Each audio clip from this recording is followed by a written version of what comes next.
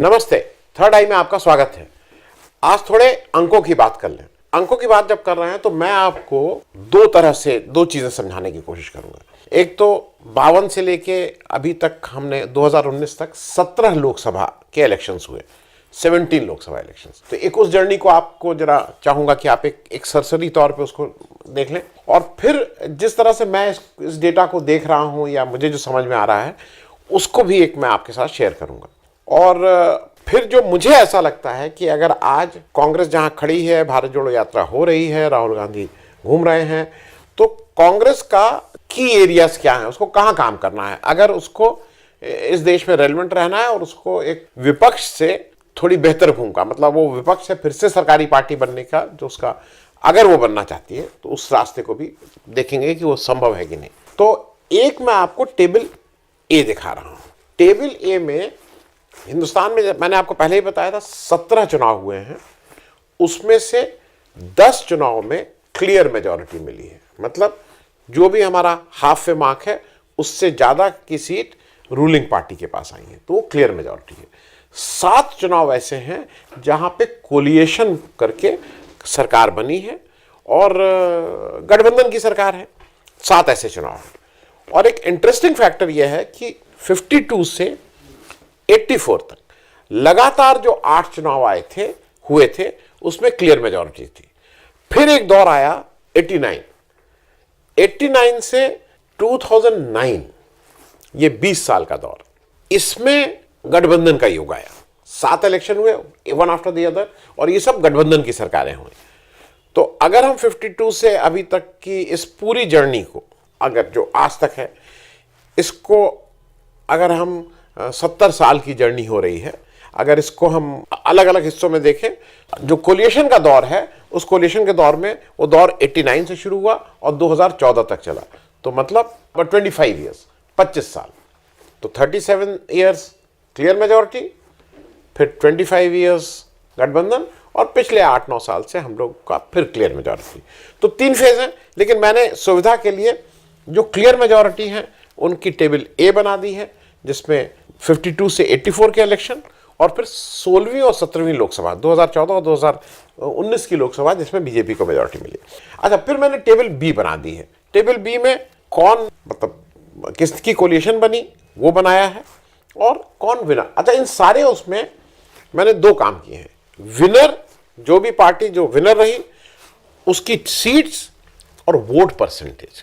ये vote percentage important है। जब आपको आगे मैं इस पे कुछ आपको एक तरह से देखने के लिए कहूंगा तब वो इंपॉर्टेंट होगा। वोट परसेंटेज, रनर अप जो पार्टी सेकंड आई उसकी सीट्स, और वोट परसेंटेज। इस 2 तरह से मैंने आग्रह किया कि आप इस 2 तरह से इसको देखिए। ये चीज कोलिएशन और इसमें कॉमन है।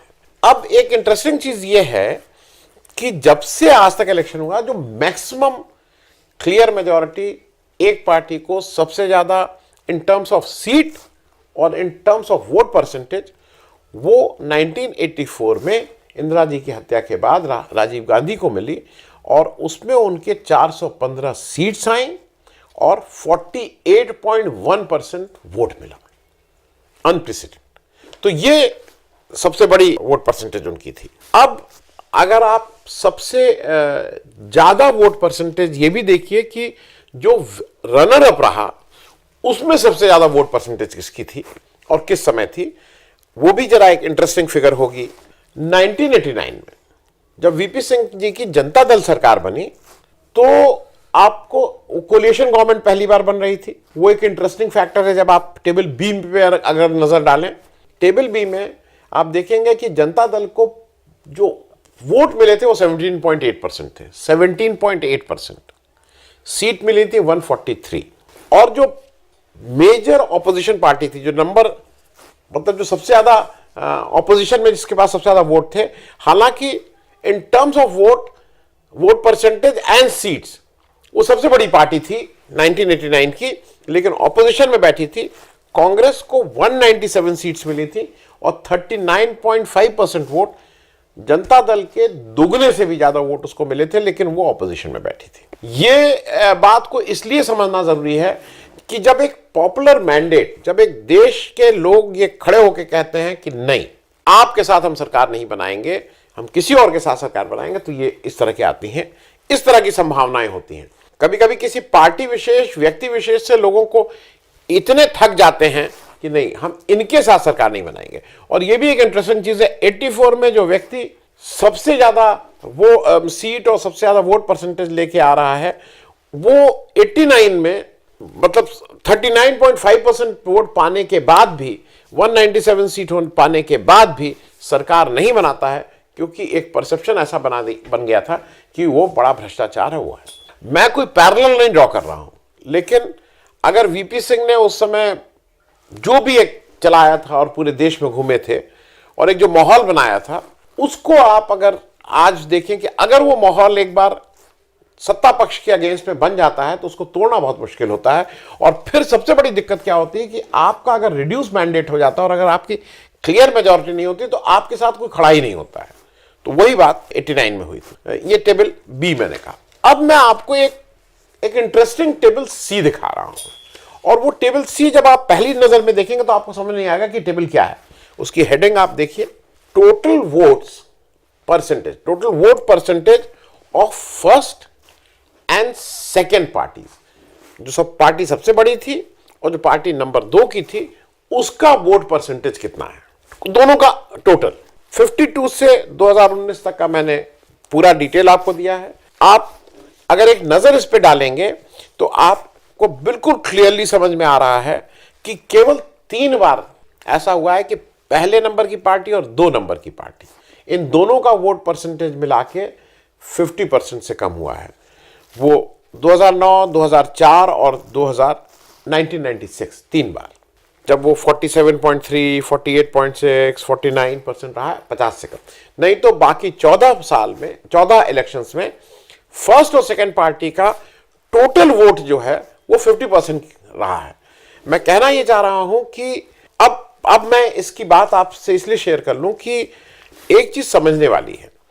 आज बीजेपी 37% वोट पे बैठी हुई है, 37.6% वोट पे। कांग्रेस 19.49 पे बैठी है, दोनों मिलके 57.1% आ रहा है। मेरी निश्चित मान्यता है कि इस समय अगर देश में बीजेपी को कोई पार्टी चुनौती दे सकती है तो वो केवल और केवल कांग्रेस है, इसके अलावा कुछ नहीं। जो भी धुरी बननी है, जो भी बनना है, वो कांग्रेस के अगल बगल बनना है। ये जो फेडरल फ्रंट और ये फ्रंट या वो फ्रंट और थर्ड फ्रंट और फोर्थ फ्रंट का कोई माने ही नहीं है, क्योंकि आप खुद ही देख लीजिए, अगर आप उस 50% को क्रॉस नहीं कर रहे हैं तो फिर आप नहीं उस रेस में। और कांग्रेस विथ 19.5% वोट, मुझे नहीं लगता है कि आप कांग्रेस को वहां से रूल आउट कर सकते हैं।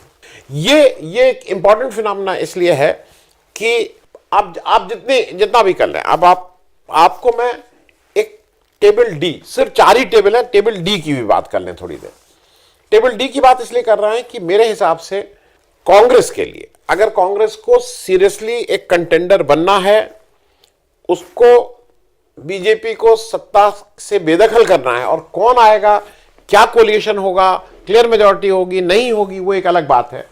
लेकिन अगर वो करना है तो मेरे हिसाब से कांग्रेस को अपने वोट परसेंटेज भी बढ़ाने होंगे और कांग्रेस को सीट्स भी बढ़ानी होंगी। अगर कांग्रेस आज 19.6, 19.49 पे है, कांग्रेस के लिए मेरे हिसाब से जो क्वालिफाइंग है, जहां पे वो इस स्थिति में आ जाती है कि बीजेपी को नहीं आएगी, वो मार्क है 27% of the votes. 27% vote Congress को लाने ही लाने हैं। मतलब अभी से करीब 7-7.5% वोट का इजाफा नहीं होगा तो कांग्रेस कहीं रेकनिंग में नहीं रहेगी। और अगर कांग्रेस 10% वोट बढ़ा लेती है, अगर वो 30 का आंकड़ा छू जाती है, तो मेरे हिसाब से कांग्रेस लीडिंग और सबसे बड़ी पार्टी, और मतलब वो उस मैजिक फिगर के आसपास रहेगी। अभी ये बात सुनने में अजीब सी लगे, लोग कहें अरे ये कहाँ की आप ये, लेकिन आप कैलकुलेशन खुद देख लीजिए, घुमा फिरा के देख लीजिए, ऊपर नीचे करके देख लीजिए। अब मैं एक छोटी सी और आपके साथ चीज शेयर कर लूं, टेबल डी जो मैंने कहा था, वो इसलिए शेयर कर लूं कि ये कैसे हो सकता है और ये कहां होने की संभावना है और कांग्रेस को कहां पिच करना है। मेरे हिसाब से कांग्रेस को बिहार में कुछ पिच नहीं करना, उसका गठबंधन ऑलरेडी है, अच्छा बुरा जो भी होगा गठबंधन करेगा। महाराष्ट्र में कुछ नहीं करना है, झारखंड में कुछ नहीं करना है, तमिलनाडु में कुछ नहीं करना है, जम्मू कश्मीर में। 5 राज्यों में कांग्रेस को उसका एक गठबंधन है, वो गठबंधन के में हैवीवेट नेता हैं, वो सारे नेता कांग्रेस की जो भी लोकल लीडरशिप है उससे बहुत बड़े हैं और वही अपने वेट से उसको आगे ले जा रहे हैं। कांग्रेस को 5 राज्यों में केवल कॉन्सेंट्रेट करना है, केवल 5 राज्यों में। वो राज्य हैं, मैं उसको टेबल डी में आप देख लीजिए। UP 80 seats, West Bengal 42 seats, Madhya Pradesh 29 seats, Karnataka 28 seats और राजस्थान 25 सीट्स। इन 5 राज्यों में 3 जगह बीजेपी की सरकार है, 1 जगह कांग्रेस की सरकार है और 1 जगह ममता बनर्जी की सरकार है, मतलब तृणमूल कांग्रेस की सरकार है। इन 5 राज्यों में टोटल सीट्स जो हैं वो 204 हैं, 204।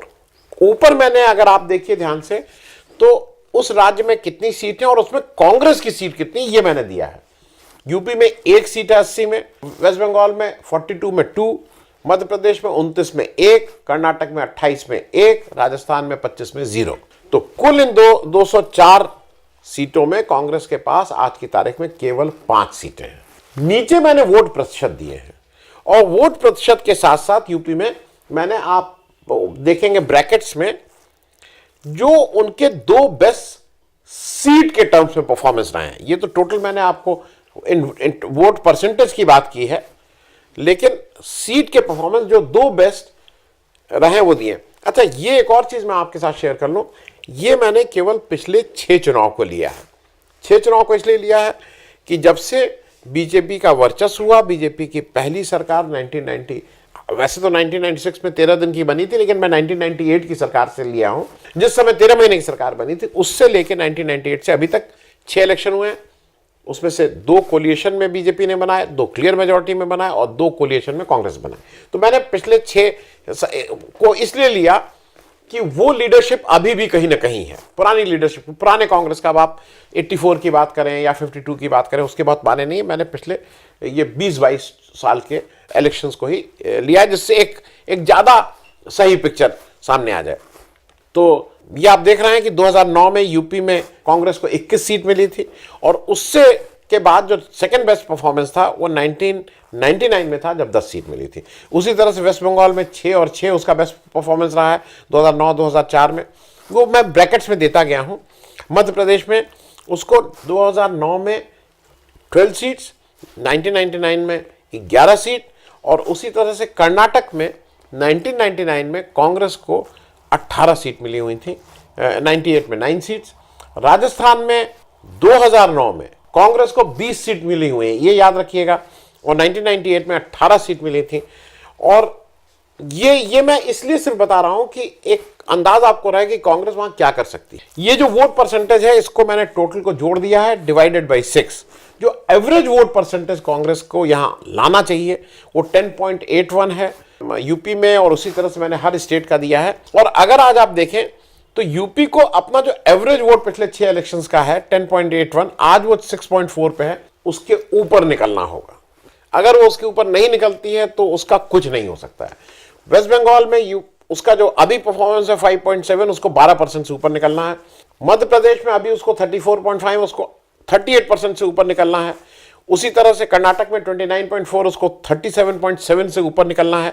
और राजस्थान में अभी उसको 34.24, उसको 40.46 से ऊपर निकलना है, तभी वो कुछ कर पाएगी। अब मेरे हिसाब से अगर वो अपना best performance of last 6 elections करती है सीट वाइज, मैं फिर बोल रहा हूं सीट वाइज, कांग्रेस का उस स्टेट का जो best performance in last 6 elections है, उसमें जो बेस्ट परफॉर्मेंस को अगर हम जोड़ें तो कांग्रेस को बेस्ट परफॉर्मेंस के हिसाब से 77 सीट्स कांग्रेस के खाते में आ रही हैं, और कांग्रेस के second best performance in last 6 election के हिसाब से 54 सीट्स, और कांग्रेस का जो वर्स्ट परफॉर्मेंस है इस बार का उसमें 5 सीट।